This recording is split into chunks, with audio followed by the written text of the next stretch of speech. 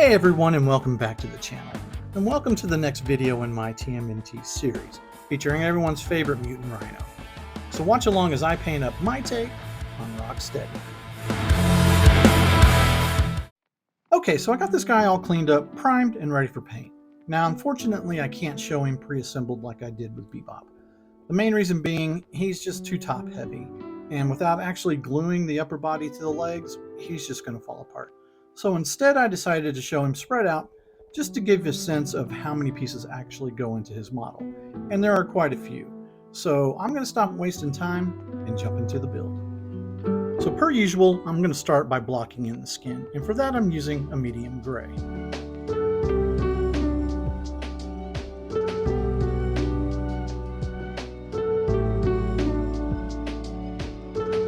For the first pass of shading, I went with gray.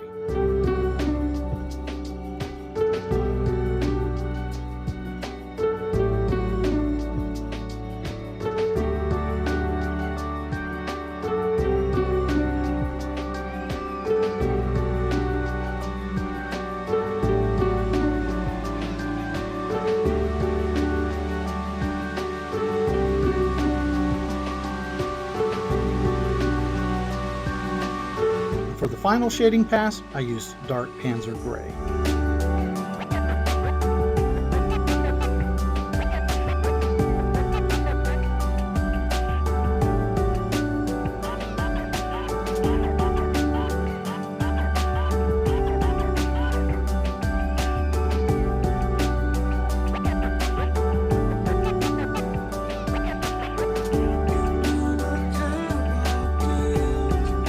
The last thing I want to do before moving on to the face is adding in some subtle highlights, and for that I just used a nice light gray.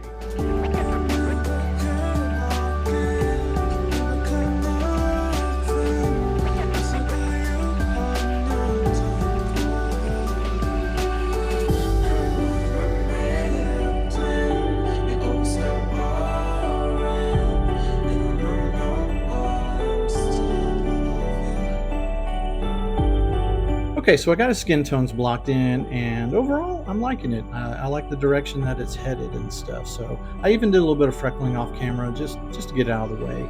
Sealed it with a clear coat, let it dry, and now it's really time to just move on to those details in the face. So for the details of the face, I used all the various colors that I'd used for his skin. I just set them up in my wet palette, then went around the face, mostly focusing on the wrinkles and folds, just to, kind of punch those up a bit and add a bit more life to his face.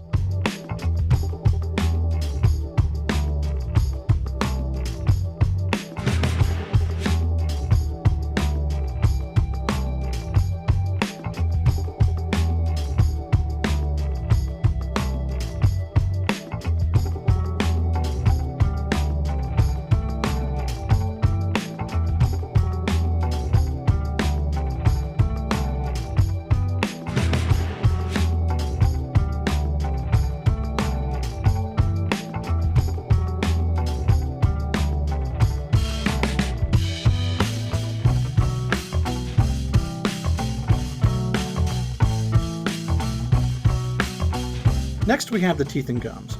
For the gums I mixed a custom color of flesh, dark red, off-white, and leather brown. For the teeth I used golden yellow mixed with some off-white, and for the wash I used my favorite, textured rust.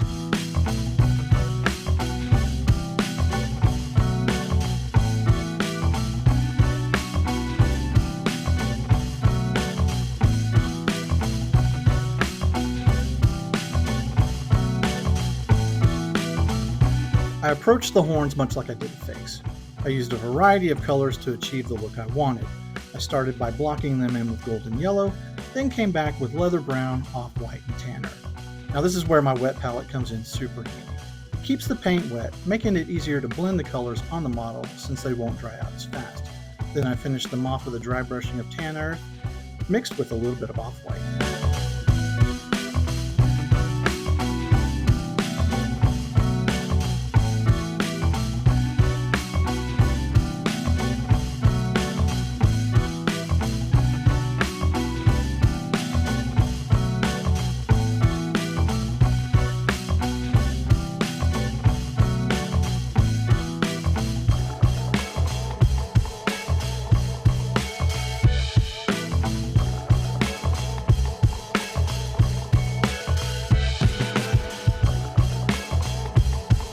So I thought it'd be cool to add a 5 o'clock shadow to his jaw, and for that I just went with a simple light gray wash. Now I did have to make multiple passes to get the desired effect, but again, I think it turned out really cool.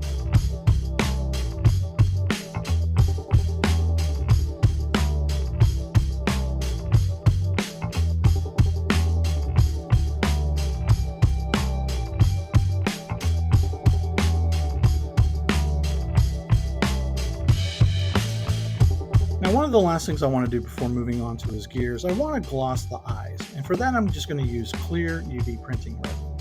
I just brushed it on, let it settle for a few seconds, and then zapped it with my UV flashlight.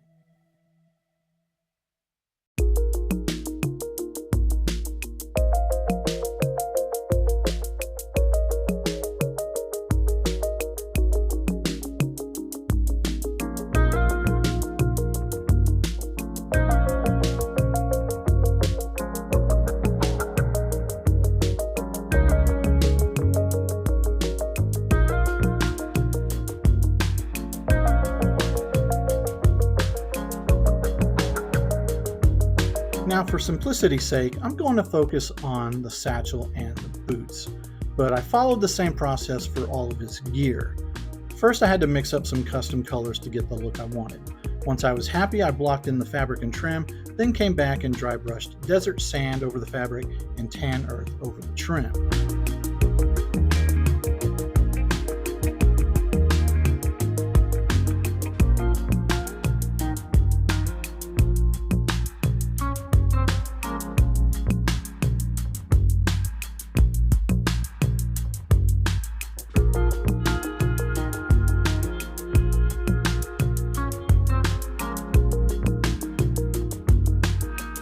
Next I painted the nylon straps leather brown and followed that up with a gray wash.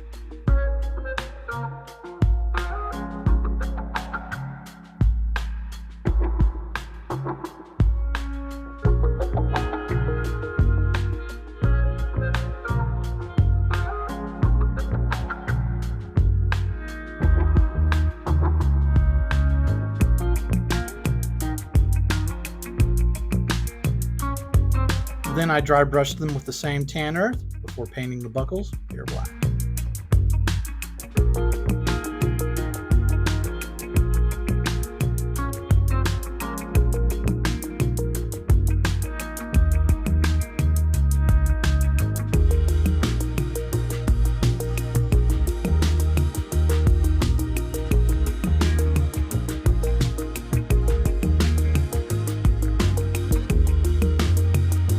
For the boots, I used the same custom colors as his gear. Once the fabric was blocked in, I came back and dry brushed the areas with the desert sand and the tan earth.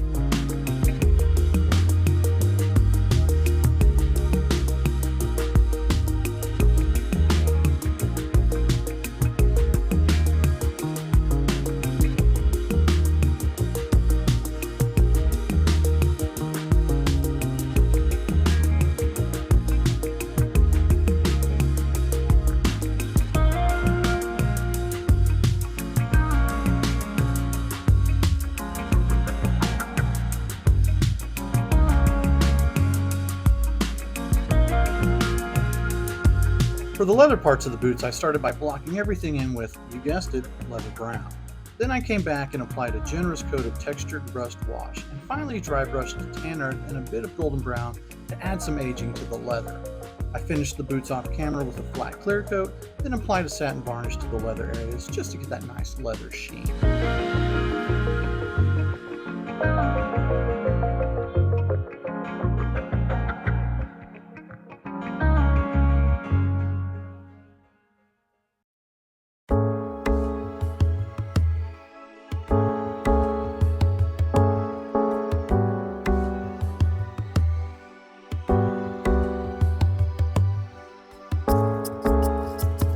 With the satchel and boots completed, let's blast through the rest of this gear before moving back to his upper body.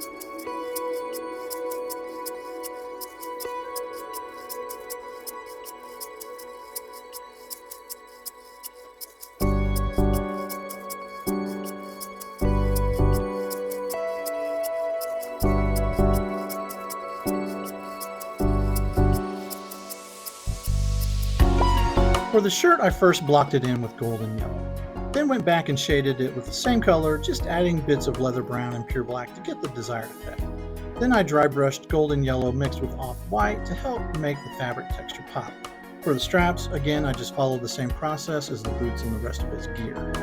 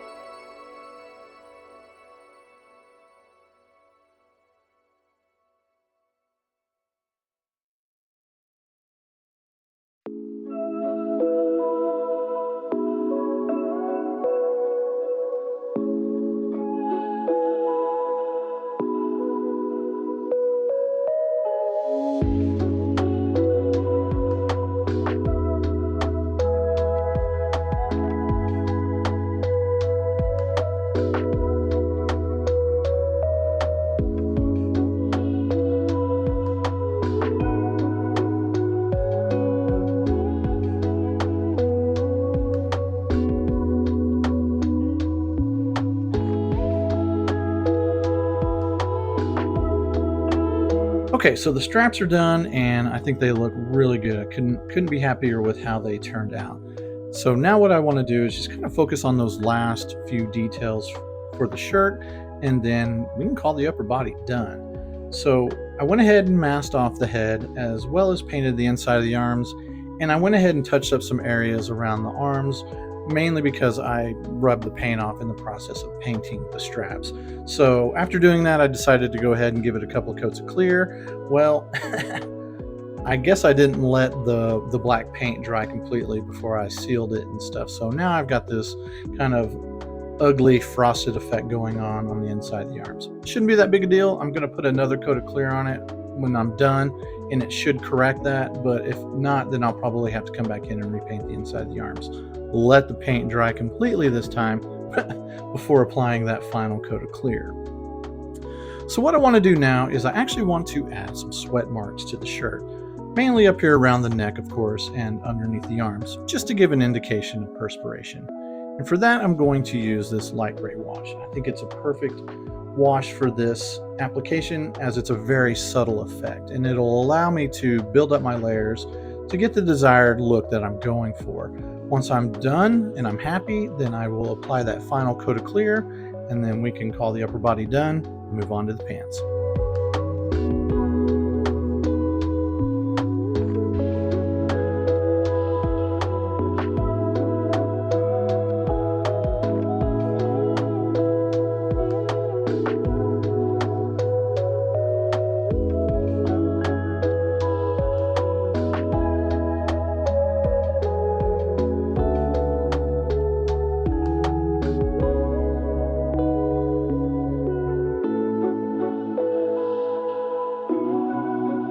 Alright, so his upper body and gear is finally done, and I'm really happy with how these sweat marks turned out.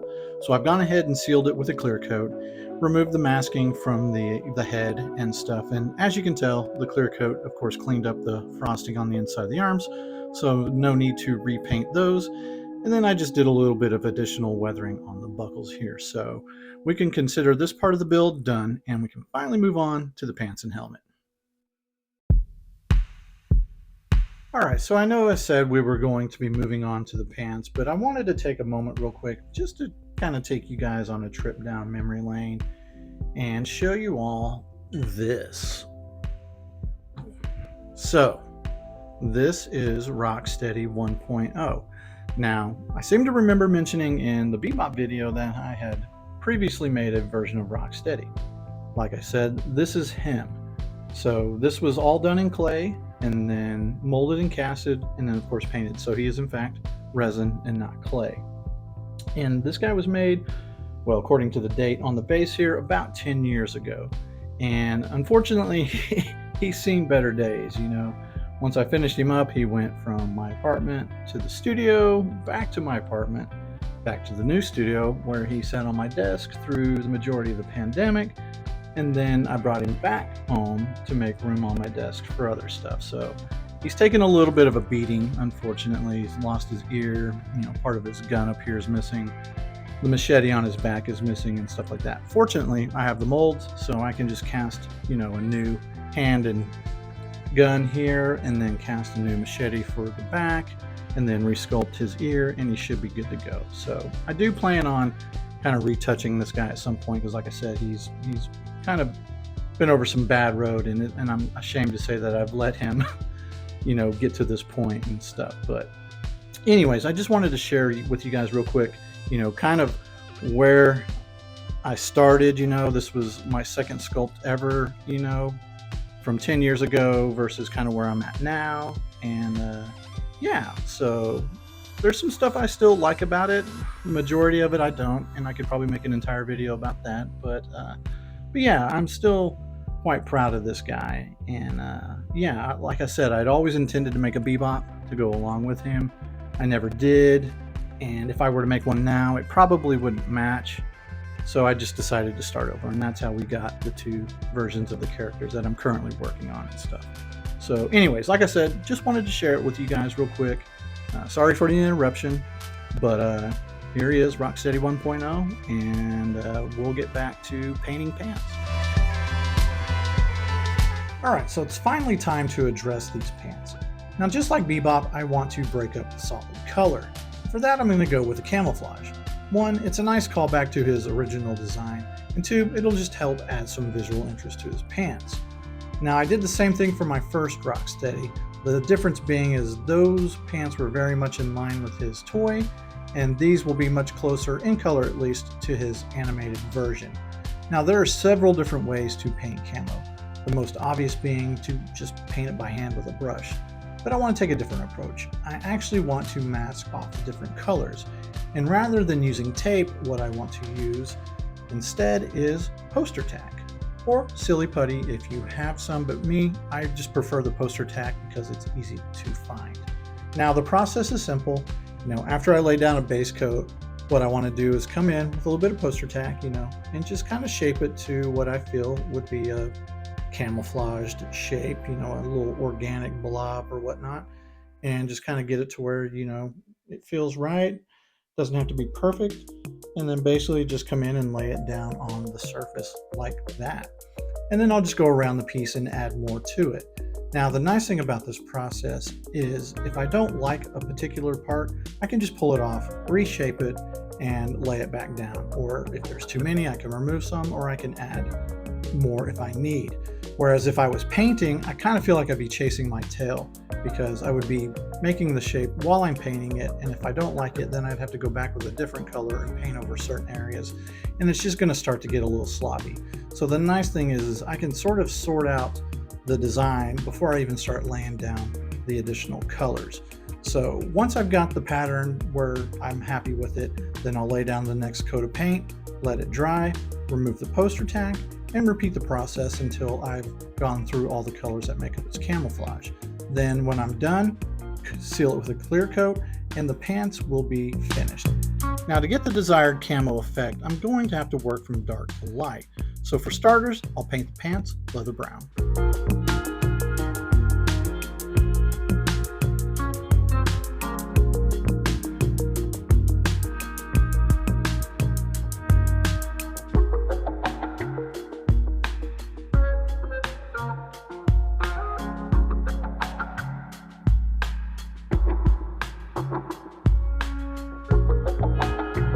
For the first camo color, I chose tan earth mixed with a little bit of leather brown.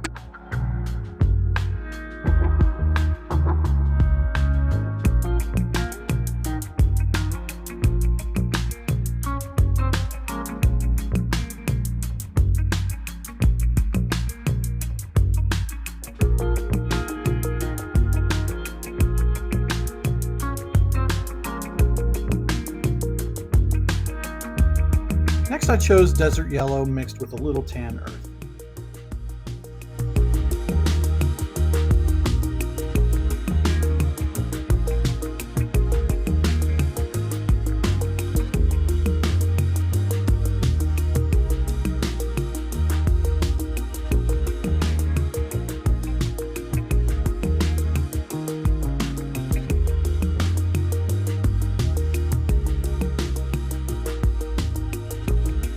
For the final camo color, I went with dark sand.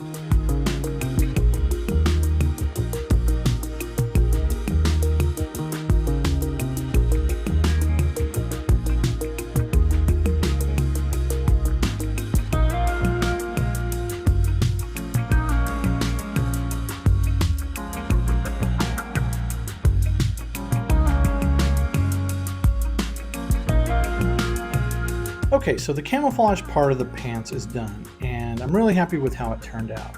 And it's a really simple process. It takes a little bit of time, but once you get into a rhythm, it's really not that bad.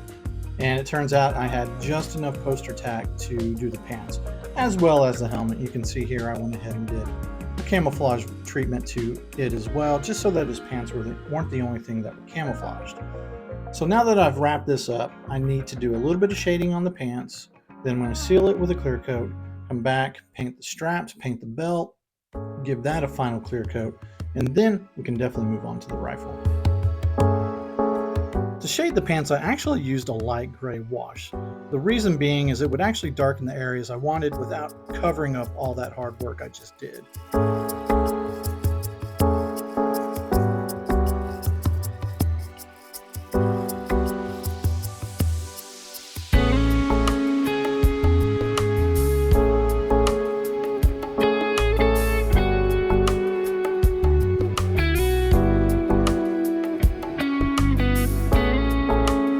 Finish off these straps and then we can call the pants done.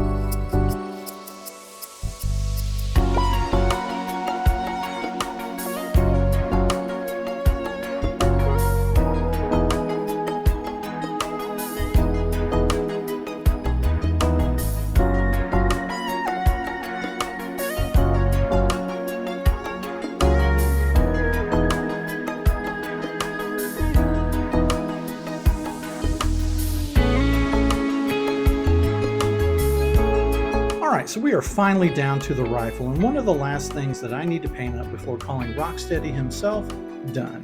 Now this will be a fairly simple process, really just involves laying down a base coat, then a couple of passes with a gray wash, then seal that with a clear coat, and then I'll come back with some silver paint, or some steel paint, sorry, and just do a little bit of weathering, some paint chipping, some scuff marks, some scratches and stuff, just so it feels like it's been handled. Then after that, it's paint the wristbands, and like I said, Rocksteady himself will be done, and we can move on to the base. So per usual, I'm gonna hop off camera real quick, get everything set up, and then I'll come back and I'll get this thing painted up. So I'll be right back. For this rifle, I chose to go with pure black instead of burnt iron. Afterwards, I applied a wash made from exhaust manifold to the body of the rifle. Then I sealed it with a flat clear coat. For the final touches, I dry brushed chrome over the body and applied some paint chipping and scuffs to the barrel and grenade launcher.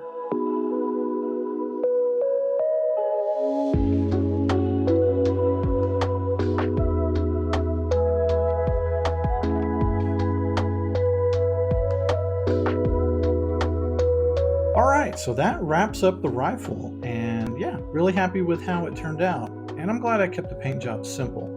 So now that the Rocksteady part of this video is finished, it's time to move on to the base.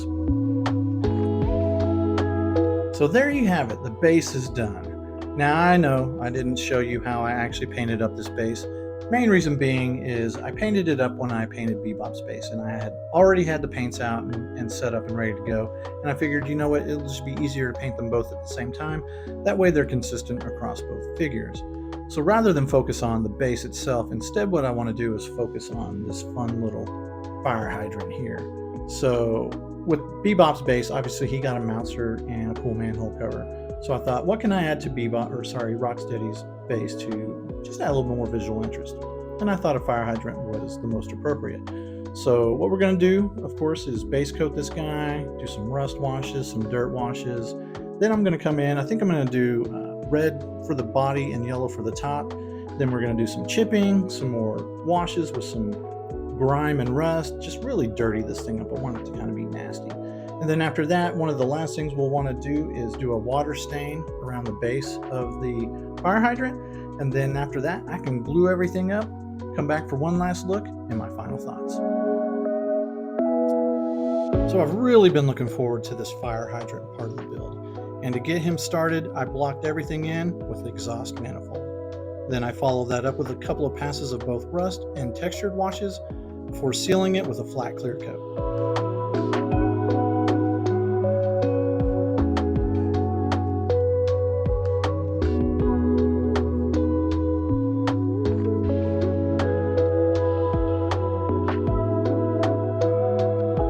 To make the weathering process a little bit easier, I'm using a heavy chipping fluid. Once it's dry, I paint the top sun yellow and the body of the hydrant a nice deep red.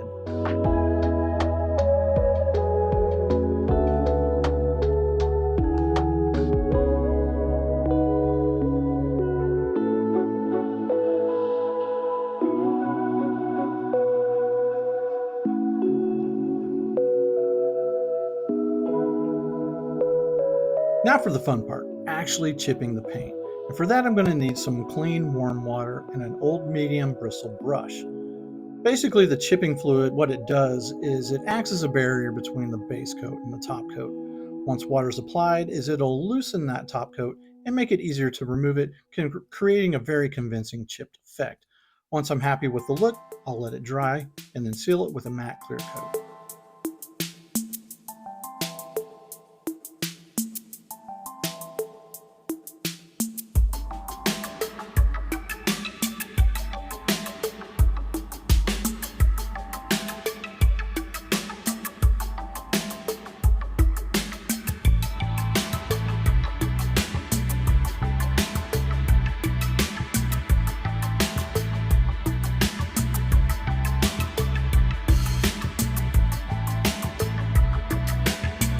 For the final details, I applied a rust wash to the bolts and painted the peg pure black.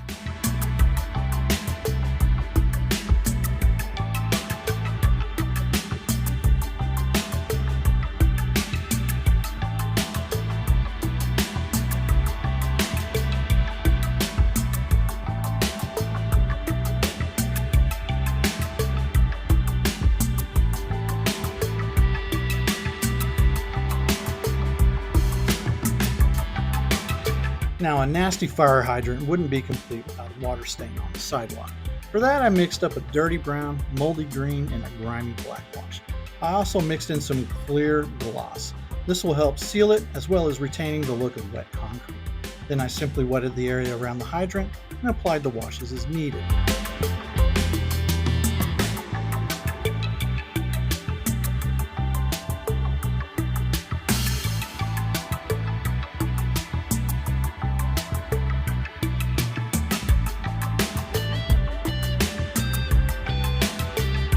Alright, so everything is painted and ready for assembly.